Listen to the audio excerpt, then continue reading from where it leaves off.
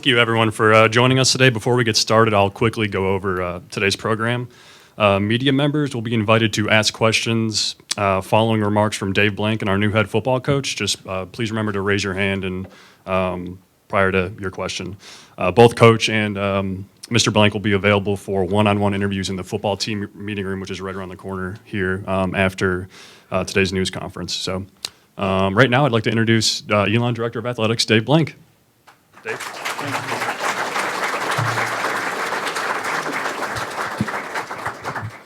Well, good afternoon. Thank you all for being here. Despite the rain, you know, our campus looks good in the rain too, you know that?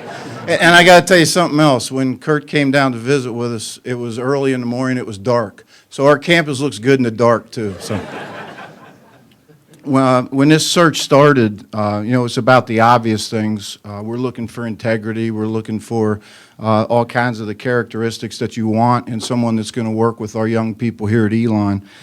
We wanted strong leadership. We wanted someone that had demonstrated a commitment to the experience of the student athletes.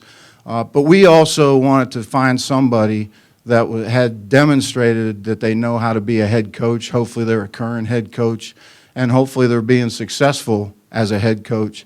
It didn't take long to lead us straight to Curt Cignetti. It was a clear, it was somebody that we were interested from the beginning of our process, and we couldn't be more thrilled to have Curt here on the end of our process. In a situation as the research was being done, if you can imagine somebody that you're looking to secure for Elon University who has grown up from day one doing what you want them to do here, that's Curt Cignetti. Began at the breakfast table talking with his dad and his brother and family members, football every day of his life. Someone that has lived through this as not only a youngster, but also as a player and now as a coach and through a great coaching career. But honestly, I like the part spending time with my dad, and I know how much I learned from my dad, and to know that that's been the topic every day of his life obviously gives him an edge, and from his background, he obviously knows how to win a few football games. Exciting things. I won't read the entire bio because I know it's already available, but I do want to hit the highlights. Curt began his career in college as an athlete and a wide receiver at West Virginia University. Going into coaching, quarterback. Did I say, what did I say? I say wide receiver. He coached a lot of wide receivers. Is that an insult if I call a quarterback a wide receiver? No. No, okay. I'll check with some other people. So he had several stints along the way early in his career, Pittsburgh, Davidson, Rice, Temple, but finally got into a longer stint as he returned to Pitt in 1993. Worked for a legendary coach in Johnny Majors, and you'll see that pedigree as we go through. In 2000, he moved to NC State and worked with Chuck Amato, 5 bowl games out of 7 seasons. He was a recruiting coordinator and a tight ends and quarterbacks coach there. Some of the players that he's recruited and developed, you all will recognize, particularly NC State names with all ACC Player of the Year, Phillip Rivers, and also bringing in 2-time All-Pro Bowler and quarterback of the champion Seattle Seahawks in Russell Wilson while he was at NC State.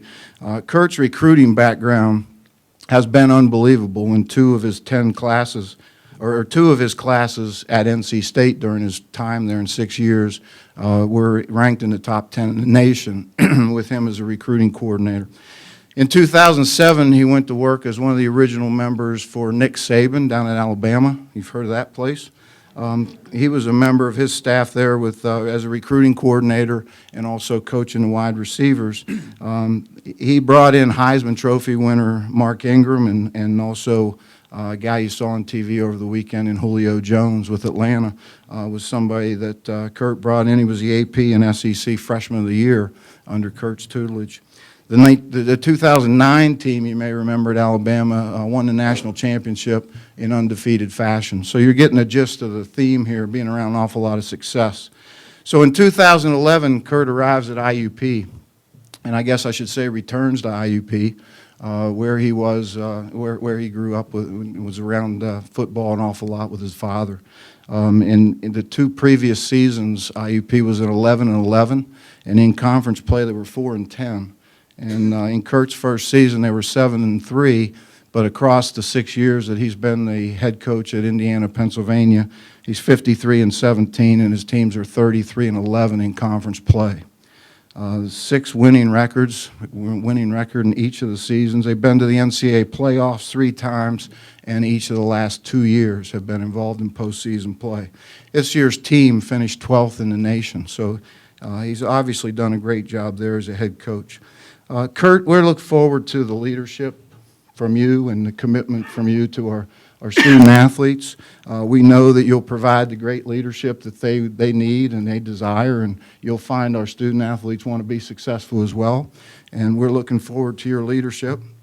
We want to welcome your wife, Minette, who's sitting right here in the front. And Curtis could not be with us today, their oldest child. But Carly and Natalie are both here, who are both on their way in great things. Student athlete right now at IUP on the volleyball team, and an aspiring physician. So we've got some talent around the family as well. So at this time, let me turn it over to who you really came to hear, Curt Cignetti, our new football coach here at Elon University.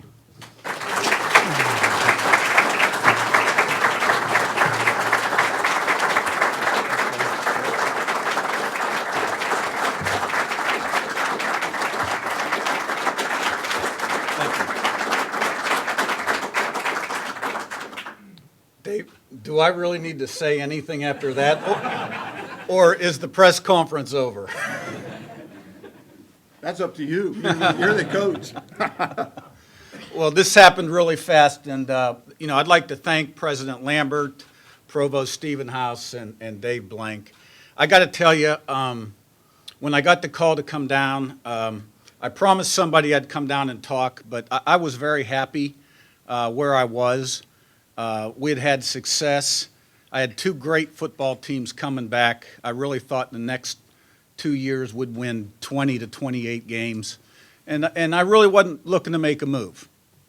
But when I came down and saw the growth and development that has taken place at Elon since I was at NC State, and then met the people, President Lambert, Stephenhouse, David Blank, and Wes, and listened to their vision and looked with my eyes at what they had done over the last 10 to 12 years, it was very apparent to me that this was a dynamic, growing university led by someone that was a leader, had a plan, and executed his plan.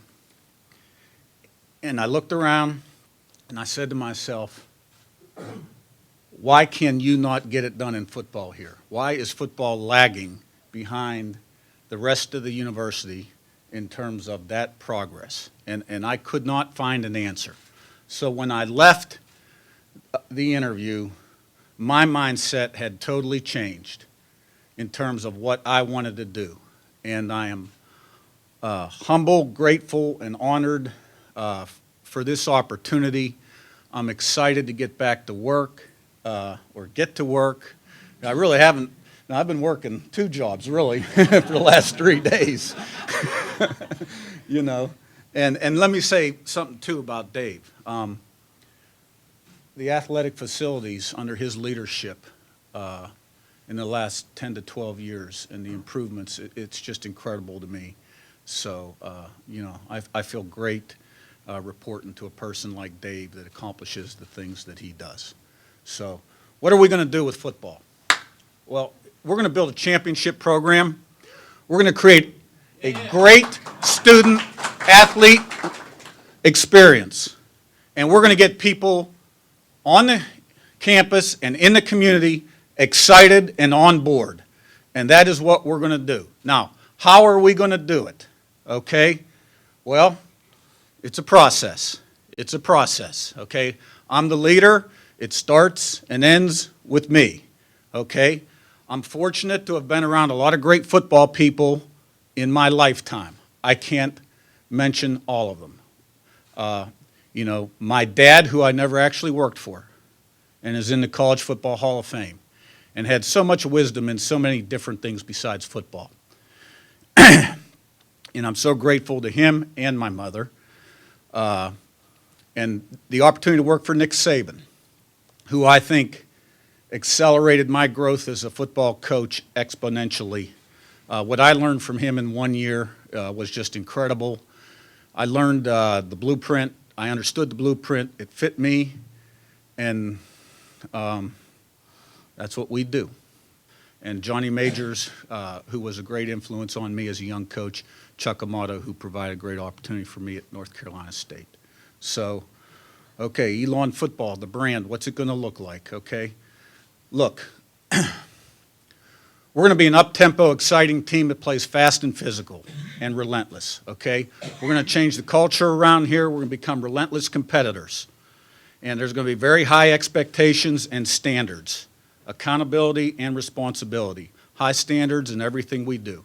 Building a program is about two things, recruiting and development, okay? There's a lot of good student athletes out there that fit Elon. It's our job to find the right ones and develop them. How do we develop them? We do that in our off-season, our weight program, how we coach, how we strategize, et cetera, et cetera. The way I'm going to go about doing my job is I'm all about the process, okay? All we're doing is working daily to become the best we can be.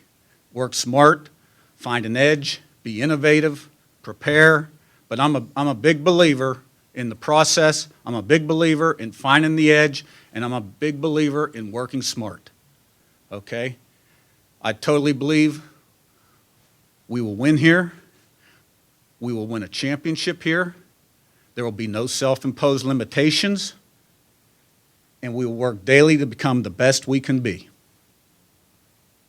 Now, there was a day when people said Wake Forest cannot win a championship, and when I was at NC State, they did.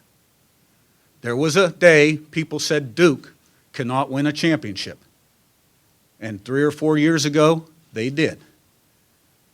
And the same thing was said about Northwestern.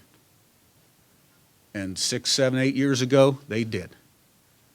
My goal is not only to win a championship, but to build a sustainable program so the day I retire or leave in 10 or 12 years, whenever that day is, okay, that we have a sustainable championship program. Champions on the field and off the field, with the mission statement being we want to help our student athletes develop the right thoughts, habits, and priorities so they can create maximum value for themselves and society upon completion of earning their degree. We're going to work, we're going to find the edge, we're going to get it done, and we're going to get people excited. Thank you very much.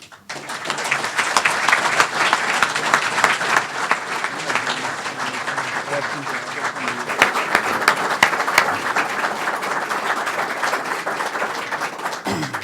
go ahead and take some questions. Anyone? Go ahead, Adam. Curt, you said you really weren't looking around. What led you to the interview and pursuing the job Well, if you weren't looking? The phone was ringing. The phone was ringing. You know, we set a school record for points. We were third in the country on offense. We were first in the country in pass efficiency. You know, we had done a lot of great things this year. And the phone was ringing, and I was turning down opportunities, conference opportunities, other FCS opportunities. So I promised somebody, okay, I will go talk the next one. And I just felt like I'll go talk for my own professional development just to kind of stay sharp. You know what I mean? But when I saw what was here and the potential, here we are.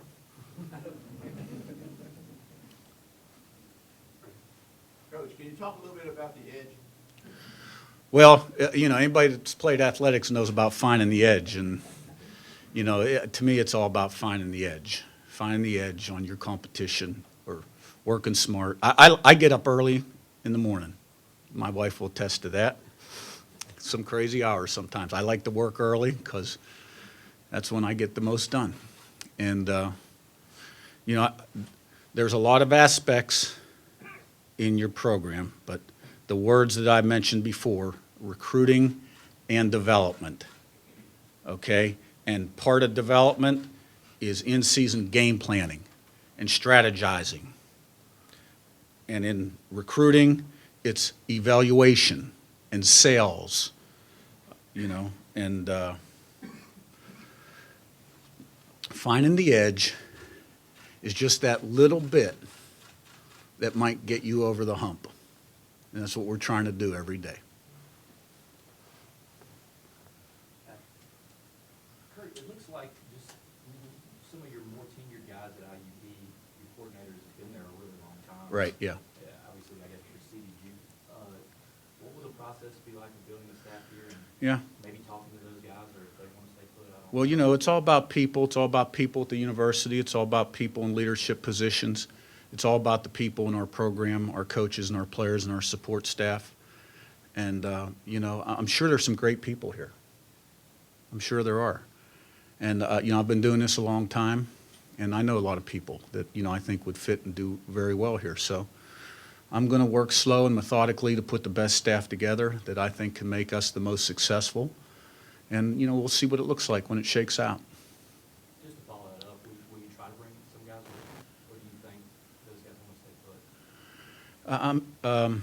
I'm sure there's maybe a few that would like to come, and I haven't made any decisions on any one. And, you know, when this press conference gets over, I'm going to go visit with the current staff and get a feel for them. And then I've got to go back to Pennsylvania and tie up a couple things and come back down later in the week. And 100% of my time is going to be devoted to starting to put the staff together. You said earlier that you thought your team, Indiana Youth, would win up to 28 games over the next couple of years. That must mean you thought you could win a national championship. Is that correct? Well, when you play 11, I think you got to win 16. We have a dynamic quarterback that has 2 years of eligibility that blew his ACL the next last game of the year. The only 2 games we lost, he had gotten injured. And we happen to have the best backup quarterback in the country that came in and led us to some huge victories in our first playoff win, 62-13. But we've got a lot of guys returning, and there were 2 great years coming up. Well, does Elon look, when you look at the Elon team, what made you think that this is a championship program? Well, you've got to build a championship program. We're not a championship program right now, or I wouldn't be sitting here talking to you. Standing. Do one more. So when do you start recruiting players? Well, the current staff, we've got commitments. The current staff has been recruiting. I've been communicating with the recruiting coordinator to get a feel for where we're at and where we're going. We've got a recruiting weekend this week. We've got some needs. We've got a list, and the process is ongoing right now. And I'll start to jump in and get involved. All right, thanks, guys. We'll do one-on-ones in the interview room back here. Thank you.